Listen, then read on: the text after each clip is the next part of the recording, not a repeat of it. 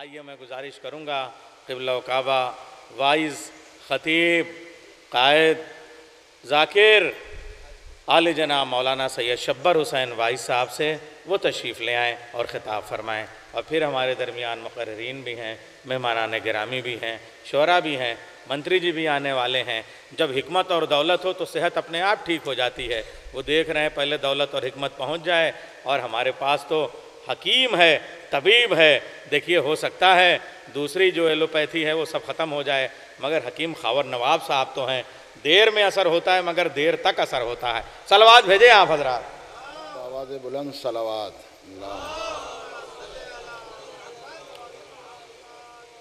اعوذ باللہ من الشیطان الرجیم، بسم اللہ الرحمن الرحیم، الحمد للہ رب العالمین، والصلاة والسلام علی محمد وأہل بیتہ الطیبین الطاہرین، اما بعد فقد قال اللہ سبحانہ تبارک و تعالی فی کتابہ المبین وہو اصدق الصادقین وقولہ الحق۔ بسم اللہ الرحمن الرحیم، حل جزاء الاحسان الا الاحسان۔ صلوات پڑھیں محمد آل محمد۔ حضرات، میں آپ کا بہت زیادہ وقت نہیں لوں گا، مختصر سے وقت میں آپ کی خدمت میں چند باتیں عرض کرنا ہے۔ پہلی چیز تو یہ ہے کہ اللہ نے قرآن کو بھیجا صرف اس لیے نہیں کہ قرآن کو پڑھا جائے، بلکہ اس لیے بھیجا کہ قرآن کو سمجھا جائے۔ پڑھنے کے لیے قرآن میں سورۃ مزمل میں پروردگار نے کہا کہ قرآن اتنا پڑھو جتنا تم سے میسر ہو سکے، جتنا تمہارے پاس وقت ہے۔ سمجھنے کے لیے قدرت نے قرآن میں کوئی گنجائش نہیں رکھی، یہ نہیں کہا کہ تم اتنا ہی سمجھو، بلکہ سمجھنے کے لیے کہا کہ تم غور کیوں نہیں کرتے، تم فکر کیوں نہیں کرتے، تم تدبر کیوں نہیں کرتے۔ کیوں؟ اس لیے اگر دنیا قرآن کو سمجھ جائے تو آل محمد کے فضائل خود بخود موتی کی طرح بکھر جائیں گے۔ قرآن کے لیے اتنا کہنا کافی ہے کہ جسم کا نجس انسان قرآن کو چھو بھی نہیں سکتا۔ آج جس کو بھی دیکھیے وہ یہ کہے گا صاحب ہم قرآن نہیں چھو سکتے، کیوں؟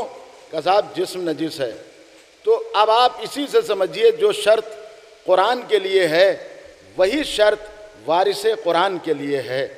جیسے جسم کا نجس انسان قرآن کو چھو نہیں سکتا، ویسے ہی نسل کا نجس انسان اہل بیت کو مان نہیں سکتا۔ یہ پیغمبر کا ارشاد ہے جو میں نے آپ کی خدمت میں پہنچایا، اور قرآن نے بہت سی باتیں بتائیں۔ ان میں پہلا حکم جو قرآن نے بتایا کہ حل جزاء الاحسان الا الاحسان، احسان کا بدلہ کچھ نہیں ہے سوائے احسان کے۔ اور قرآن میں کئی جگہ احسان کا پروردگار عالم نے ذکر کیا۔ کہیں اللہ نے سورۃ بنی اسرائیل میں اللہ نے کہا کہ اگر تم نے کسی پر احسان کیا تو گویا اپنے نفس پر احسان کیا۔ مولانا آگے تشریف لے آئیں، اچھا نہیں لگ رہا، نہیں آ جائیے، ایک صلوات پڑھیں محمد آل محمد۔ آ جائیے، ایک صلوات اور پڑھیں محمد آل محمد، ایک باواز بلند صلوات پڑھیں محمد آل محمد، ایک حیدری صلوات پڑھ دیں محمد آل محمد۔ تو برادران ایمانی، قرآن کے لیے کہ قرآن میں احسان کا جگہ جگہ ذکر کیا ہے، اور اس دور حاضر میں بھی میں نے دیکھا کہ انسان کسی چیز سے مرعوب نہیں ہوتا، ڈرتا نہیں ہے، دبتا نہیں ہے، مگر جس کا احسان ہوتا ہے اس کے سامنے اپنی نظروں کو جھکا لیتا ہے۔ اس کا مطلب یہ ہے کہ محسن کے سامنے ہم اس کا شکریہ اپنی نظروں کو جھکانے کے بعد احسان کے طور پر کہ اس نے میرے ساتھ احسان کیا، ہم اپنی گردن کو جھکا لیتے ہیں، اپنے سر کو جھکا لیتے ہیں، اپنے نظروں کو جھکا لیتے ہیں کہ اس نے ہم پر احسان کیا۔ آئیے عالم اسلام میں دیکھیے کہ اللہ نے جتنا بھی احسان نبی پر کیا، مگر کہیں آپ قرآن میں نہیں پڑھیں گے یا حدیثوں میں نہیں ملے گا کہ قدرت نے آواز دی ہو کہ محمد ہم نے آپ پر احسان کیا، نبی ہم نے آپ پر احسان کیا، ہمیں تو کہیں نہیں ملا۔ اللہ نے کہا کہ میرے رسول ہم نے تم کو معراج عطا کی، مگر کہیں قرآن میں نہیں ہے کہ اللہ نے کہا ہو کہ ہم نے احسان کیا۔ اللہ نے کہا اے میرے رسول ہم نے تم کو سراج منیر بنایا، مگر کہیں نہیں ملا کہ اللہ نے کہا ہو یہ میرا احسان ہے۔ اے میرے رسول ہم نے تمہیں علی جیسا وزیر عطا کیا، کہیں نہیں اللہ نے کہا کہ ہم نے تم پر احسان کیا۔ اللہ نے قرآن میں ذکر کیا، جو قرآن کی بات ہے وہ آپ دیکھتے چلے جائیں۔ قرآن میں اللہ نے کتنی چیزوں کا نبی کے لیے ذکر کیا، یہ تمہارے لیے، یہ تمہارے لیے، یہ تمہارے لیے، مگر کہیں اللہ نے احسان کا ذکر نہیں کیا۔ مگر دو موقع آئے کہ اللہ کو کہنا پڑا میرے نبی اس وقت کو یاد کرو۔ دیکھیے یاد وہی کرایا جاتا ہے کہ جہاں احسان کے طور پہ ہو، اس وقت کو یاد کرو کہ جب ہم نے، میرے رسول اس وقت کو یاد کرو جب تم تنگ دست تھے تو کیا ہم نے تمہیں غنی نہیں کیا۔ بس اتنا آپ سمجھ لیجئے، آج دنیا جس کو بھی غنی کہہ رہی ہو مجھے اس سے کوئی انکار نہیں ہے، لیکن اللہ جسے غنی کہے اس کا نام خدیجہ ہے۔ بس آپ ملاحظہ کریں، اللہ جسے اپنی زبان میں غنی کہے اس کا نام خدیجہ ہے۔ اور آگے اللہ نے قرآن میں کہا کہ میرے رسول ہم نے کیا تمہاری کفالت نہیں کی۔ ابھی ہم سن رہے تھے کہ ہمارے بھائی جعفر عباس صاحب قبلہ فرما رہے تھے کہ ایمان ابو طالب پہ ہمیں اب بحث کی ضرورت نہیں ہے، اب تو ہمیں بات عرفان ابو طالب کی کرنا ہے۔ لیکن کچھ نہ کچھ بات، ایک جملہ آپ کی خدمت میں عرض کر دوں۔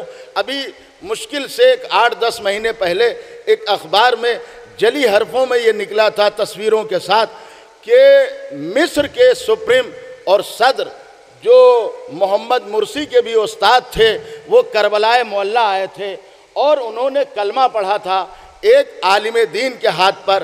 تو کلمہ تو وہ پہلے بھی پڑھتے تھے، لا الہ الا اللہ محمد رسول اللہ، لیکن کہا کہ وہ کربلا آئے اور کربلا میں انہوں نے عالم دین کے ہاتھوں پر کلمہ پڑھا کہ لا الہ الا اللہ محمد رسول اللہ علی ولی اللہ۔ میں اتنا سوال کرتا ہوں، اکثر لوگ یہ پوچھتے ہیں کہ ابو طالب کے ایمان کا ذکر قرآن حدیثوں میں نہیں آتا ہے کہ انہوں نے کب کلمہ پڑھا، کتابوں میں نہیں ملتا ہے کہ انہوں نے کب کلمہ پڑھا۔ میں آپ سے پوچھ رہا ہوں کہ آپ مسلمان ہیں، آپ مومن ہیں، کسی اخبار میں نہیں نکلتا کہ آپ کب مسلمان ہوئے، آپ نے کب کلمہ پڑھا، آپ کب مومن ہوئے۔ ان کا صاحب ہمارے لیے اخبار کی ضرورت ہی کیا ہے، ٹی ویوں میں ضرورت ہی کیا ہے؟ اس لیے کہ ہم بھی مسلمان، ہمارے باپ بھی مسلمان، ہمارے دادا بھی مسلمان، ہمارے پردادا بھی مسلمان۔ تو میں نے کہا ان کا کیسے نکل آیا کہ یہ علی ولی اللہ پڑھ رہے ہیں؟ اخباروں میں بھی لکھا گیا، ٹی ویوں پر بھی دکھایا گیا۔ کہا آپ کو معلوم نہیں ہے جو غیر شیعت کی طرف آتا ہے اس کے کلمے کی چرچا پورے زمانے میں ہوتی ہے، پورے دنیا میں ہو جاتی ہے، جو خود اس دائرے میں ہوتے ہیں ان کے ذکر کی بات نہیں ہوتی ہے۔ تو اب یہ بھی آپ سمجھ لیں کہ اگر ابو طالب نے کلمہ پڑھا ہوتا تو ان کا ذکر کتابوں میں ہوتا۔ بھئی جنہوں نے کلمہ پڑھا ان کا ذکر کتابوں میں ہے، لیکن جو ایسی شخصیت ہو کہ خالی کلمہ نہ پڑھے بلکہ ایسے خاندان میں پیدا ہو جائے کہ جتنے بچے پیدا ہوں وہ سب کلمہ پڑھوانے والے پیدا ہوں۔ ایک صلوات پڑھیں محمد آل محمد۔ آج نبی کے نام پر اتنا انسان ہوتا ہے کہ صاحب پیغمبر کے نام پر کلمہ، لیکن کبھی غور کیجئے کہ جناب ابو طالب کی شخصیت کے بارے میں صرف 2 جملے کہہ کر اپنی بات کو سمیٹ رہا ہوں کہ ابو طالب کی شخصیت ہی وہ تھی کہ جس نے دین کو اس دور میں جب کوئی اللہ کا نام لینے والا نہیں تھا، جب کوئی رسول کا نام لینے والا نہیں تھا، اس وقت ابو طالب جناب پیغمبر اسلام کے سینہ سپر تھے۔ اور تمام کتابوں میں یہی ملتا ہے کہ جناب ابو طالب کے لیے کہ جب پیغمبر کی پہلی شادی، مجھے کسی شادی سے انکار نہیں ہے لیکن ایک جملہ اس محفل میں کہہ کر جا رہا ہوں، اگر کہیں ہو تو مجھے بتا دیجئے گا، پیغمبر کی ایک شادی وہ ہوئی ہے کہ جس میں بارات گئی ہے، پیغمبر کی ایک شادی وہ ہے کہ جس میں پیغام گیا ہے، اس کے علاوہ اگر کہیں بارات گئی ہو تو مجھے کتابوں میں بتا دیجئے، کہیں پیغام گیا ہو تو مجھے بتا دیجئے۔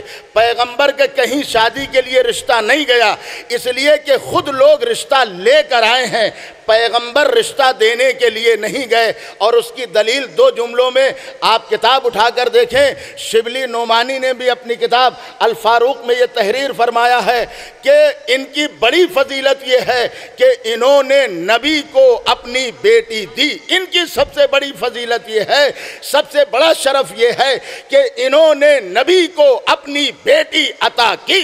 تو بات تو پوری لکھنا چاہیے کہ جو نبی کو بیٹی دے دے وہ اتنے شرف والا، تو سوچو جس کو نبی اپنی بیٹی عطا کر دے وہ علی کتنے شرف والا۔ صحیح سی بات ہے۔ اب آپ حدیثیں پڑھیے تو پورے نچوڑ کر پیغمبر کا کہیں رشتہ نہیں گیا، پیغمبر کی کہیں بارات نہیں گئی، بلکہ رشتہ لے کر لوگ آئے ہیں۔ اور یہ اگر کسی کے ذہن میں بات ہو کہ نہیں وہاں گئے تو مجھے ابھی بتا سکتا ہے اور بعد میں بھی بتا سکتا ہے، میں مان لوں گا۔ کہیں رشتہ نہیں گیا، لوگ رشتہ، میں کتنے حوالوں سے بات کروں، لوگ رشتہ لے کر آئے۔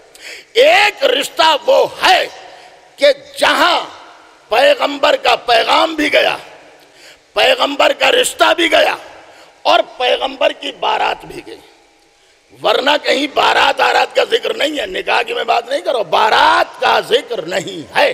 ایک ہی رشتہ ہے کہ جہاں پیغمبر کے پورے طور سے بارات گئی، اور وہ گھر ہے جسے خدیجہ کا در دولت کہا جاتا ہے، اور ساتھ میں تمام بنی ہاشم تھے۔ عزیزوں میں جملہ عرض کرنا چاہتا ہوں، اسی پر اپنی بات تمام کر رہا ہوں۔ ہمیں چاہیے کہ ایمان ابو طالب کے کیا گفتگو، اس لیے ہمیں عرفان ابو طالب پہ گفتگو کرنا چاہیے، اس لیے کہ ابو طالب کے عرفان کو دیکھنا چاہیے۔ پہلی بارات، پہلی شادی، پہلا عقد اور بارات خدیجہ کے در دولت پر ہے۔ اور اب یہ ہوا کہ صاحب نکاح کون پڑھے گا، اس لیے کہ خدیجہ کی طرف سے ان کے چچا نکاح پڑھنے کے لیے تیار ہے۔ آپ کی طرف سے نکاح کون پڑھے گا؟ ظاہر سی بات ہے پیغمبر کے کئی چچا وہاں بیٹھے تھے بارات میں، تو اب نام بھی لینا ضروری تھا۔ یہ نہیں کہا کہ میرا کوئی چچا نکاح پڑھ دے۔ تمام کتابوں میں یہی ہے کہ پیغمبر نے فرمایا، جناب حمزہ رسول کے چچا شادی میں موجود ہیں، عباس ابن عبد المطلب شادی میں موجود ہیں، اور دوسرے چچا موجود ہیں، لیکن پیغمبر نے فرمایا کہ میرا نکاح میرے چچا ابو طالب پڑھیں گے۔ دیکھیے یہ نام کے ساتھ مخصوص کرنا یہ بڑی اہمیت کی بات ہے۔ اچھا میں اور آپ کی خدمت میں عرض کر دوں، یہ بھی کتابوں میں ہے کہ اگر کوئی خود عالم ہے تو اسے نکاح پڑھوانے کی ضرورت نہیں ہے، وکیل کرنے کی ضرورت نہیں ہے، وہ اپنا نکاح خود پڑھ سکتا ہے۔ تو ظاہر سی بات ہے اگر پیغمبر چاہتے تو اپنا نکاح خود پڑھ سکتے تھے، اس میں کوئی شک نہیں۔ لیکن یہ سوال کہ انہوں نے ابو طالب کا نام کیوں لیا، اب آئیے علامہ مسرور حسین صاحب قمی مرحوم انہوں نے اپنی کتاب میں لکھا کہ جب جناب ابو طالب کا عقد ہوا، جب جناب ابو طالب محسن انسانیت کا عقد ہوا، تو اس وقت جناب ابو طالب نے اپنا نکاح خود پڑھا۔ تو جب جناب ابو طالب اپنا نکاح خود پڑھ سکتے ہیں تو کیا پیغمبر اپنا نکاح خود نہیں پڑھ سکتے؟ یہ کیوں کہا کہ میرے چچا ابو طالب میرا نکاح پڑھیں گے؟ میں پوری توجہ چاہتا ہوں آپ حضرات کی، اور خصوصاً علماء کرام سے میں ایک جملہ آپ کی خدمت میں عرض کر دوں۔ ہمارے ہاں یہ بھی رہتا ہے کہ صاحب ہمارے بیٹے کی جب شادی ہو تو بڑے سے بڑا عالم، اب صاحب ایک عالم کو لے کر آگئے، ان کا صاحب پڑھوا لیجئے، کہ صاحب ان سے نہیں پڑھوائیں گے۔ کیوں؟ میں نے کہا یہ عالم ہے، وہ کہا عالم ہے مگر ہمارے فرقے کے عالم نہیں، ہم جو نکاح پڑھوائیں گے وہ اپنے فرقے کے عالم سے نکاح پڑھوائیں گے۔ تو آپ 1400 سال کے بعد نسل کے مسئلے میں اتنی احتیاط رکھیں کہ جو ہمارے بیٹے کا نکاح پڑھے وہ ہمارے فرقے کا ہو، ہمارے مذہب کا ہو۔ تو کیا محمد نے کوئی احتیاط نہ کی ہوگی؟ کیا پیغمبر نے کوئی احتیاط نہ کی ہوگی؟ نبی کا یہ کہنا میرے چچا ابو طالب نکاح پڑھیں گے، یہ اس بات کی دلیل ہے کہ پیغمبر بھرے مجمع میں پہچانوا رہے ہیں کہ پہچان لو محمد کے فرقے کے سب سے بڑے عالم کا نام ابو طالب ہے۔ صلوات پڑھیں محمد آل محمد۔ ظاہر سی بات ہے کہ جو خود محمد کے فرقے کا عالم ہو اور اتنا بڑا عالم کہ جسے نبی کہیں کہ میرا نکاح میرے چچا ابو طالب پڑھیں گے، اب اس سے بڑی اور دلیل کیا ہو سکتی ہے؟ بس عزیزوں، آخری جملہ میں آپ کی خدمت میں عرض کر رہا ہوں کہ دیکھیے ابھی مولانا نے بھی یہی جملہ پڑھا کہ صاحب ابو طالب نے کلمہ نہیں پڑھا، ایمان نہیں لائے تھے۔ آپ کہہ رہے ہیں تو میں بھی کہہ رہا ہوں ایمان نہیں لائے تھے، اس لیے کہ ایمان وہ لاتا ہے جو کبھی بے ایمان ہوتا ہے۔ ایمان وہ لاتا ہے جو کبھی بے ایمان ہوتا ہے۔ جس کا بیٹا خود کل ایمان ہو اس کے بارے میں ایمان کے لیے دلیل مانگنا عبث ہوگا۔ اور اسی لیے کسی شاعر نے بھی کہا، صلوات پڑھیں محمد آل محمد، کسی شاعر نے بھی کہا کہ دین محمدی کے نگہبان ہی تو تھے، دین محمدی کے نگہبان ہی تو تھے، اللہ کے نبی پر ایک صلوات پڑھیں محمد آل محمد، قربان ہی تو تھے۔ اور کافر ابو طالب کو تو کہتے ہو اس طرح جیسے تمہارے باپ مسلمان ہی تو تھے۔ صلوات پڑھیں محمد آل محمد۔ اور یہ صرف ایک ابو طالب کو شرف ہے کہ جتنی اولادیں ہیں، اب آپ دیکھ لیجئے کسی کا ایک بیٹا اچھا نکل جائے تو مثال دیتا ہے کہ میرا بیٹا پروفیسر ہو گیا، میرا بیٹا یہ ہو گیا، میرا بیٹا یہ ہو گیا۔ ابو طالب کے گودی پر نظر کریے کہ جس کو گود میں پالا کوئی نبیوں کا سردار ہوا، کوئی ولیوں کا سردار ہوا۔ اور دنیا میں جب تک یہ دنیا باقی رہے گی ابو طالب کا احسان بھی باقی رہے گا، اس لیے کہ اگر ابو طالب نہ ہوتے تو محمد کے دین کا وجود نہ ہوتا، اور جب محمد کے دین کا وجود نہ ہوتا تو ہم اور آپ اس جنت کے مستحق نہ ہو پاتے۔ لہذا مجھے کہنا پڑے گا دین اسلام میں سارے احسان ایک طرف، ابو طالب کا احسان ایک طرف۔ الحمدللہ۔